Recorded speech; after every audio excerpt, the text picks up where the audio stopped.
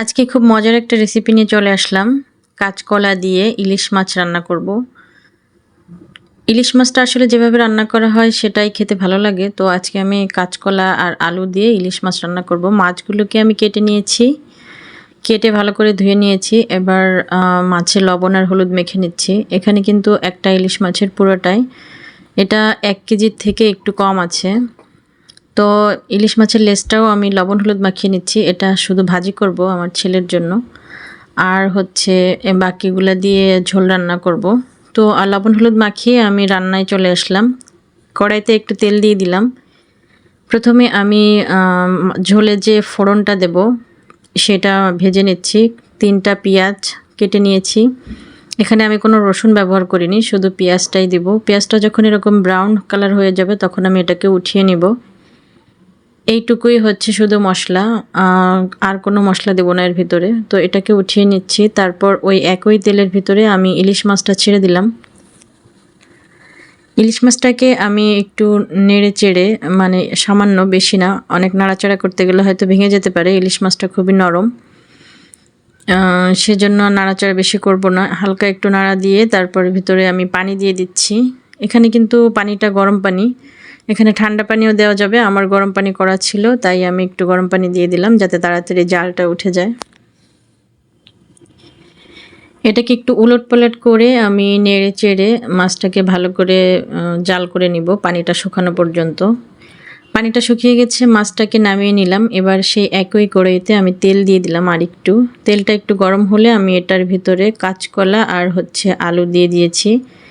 এবার দিয়ে দিলাম কয়েকটা কাঁচামরিচ। ঝাল আপনাদের পছন্দ মতো দিবেন। আমরা ঝাল যদি একটু কম খাই সেজন্য আর কি মরিচটা কম দিয়েছি। আর এখানে কিন্তু কোনো শুকনো মরিচ আমরা ব্যবহার করি না। আমরা ঝোল, মানে মাছ ভুনা ছাড়া আর কোনো কিছুর ভিতরে আমরা শুকনো মরিচটা ব্যবহার করি না। তো লবণ আর হলুদ দিয়ে দিলাম। এবার ভালো করে এটাকে আমি কষিয়ে নেব এই তেলে। বেশ অনেকটা সময় ধরে আমি কষিয়ে নিয়েছি, প্রায় 4-5 মিনিটের মতো। দেখেই বুঝতে পারছেন এখানে কিভাবে আমি কষিয়ে নিয়েছি। তারপরে আমি এখানে সামান্য পরিমাণ পানি দিয়ে দিলাম, কারণ কলাটা কিন্তু সিদ্ধ হতে বেশি সময় লাগবে না। আর আলুটাও আমি সেভাবেই কেটেছি যাতে কলার সঙ্গে একই সাথে সিদ্ধ হয়ে যায়। অনেক মোটা কাটিনি আলুটা। তারপর ঢাকনা দিয়ে ঢেকে দিলাম। আর হচ্ছে এই যে সেই পেঁয়াজ আর জিরা, এই জিরাটা কিন্তু আমার ভাজা জিরা, মানে তেলের ভিতরে দিয়ে উঠিয়ে রাখতে হয়, কিন্তু সেটা করতে একটু ঝামেলা হয়, এজন্য আমি জিরাটা আগে থেকে ভেজে রেখে দিই ঝোলে দেওয়ার জন্য। এবার পানিটা যখন আলু আর কলার সিদ্ধ হয়ে যাবে তখন আমি মাছগুলো দিয়ে দিব। মাছগুলো দিয়ে সামান্য একটু নেড়ে চেড়ে তার ভিতরে আমি ঝোলের পানিটা দিয়ে দিব। খুবই সহজ রান্না, একদম মশলা ছাড়া, মানে বাড়তি কোনো মশলাই দিইনি এর ভিতরে, হালকা মশলা দিয়ে। এবার আমি এর ভিতরে ঝোলটা দিয়ে দিব। যেহেতু পাতলা ঝোল রাখবো সেজন্য আমি ঝোলটা একটু বেশি দিয়েছি।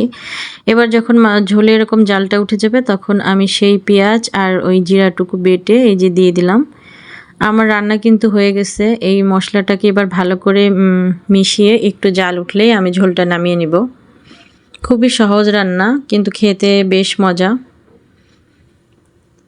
এই যে হয়ে গেল আমার ইলিশ মাছের কাঁচকলা দিয়ে পাতলা ঝোল। ঝোলটা কিন্তু শেষ রান্না করা।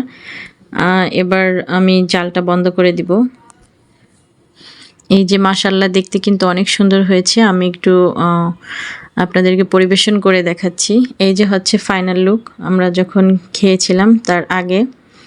তো ভিডিওটা ভালো লাগলে ভিডিওতে অবশ্যই একটা লাইক দিবেন। সবাই ভালো থাকবেন, সুস্থ থাকবেন। ভিডিওটা থেকে বিদায় নিয়ে নিব। আল্লাহ হাফেজ।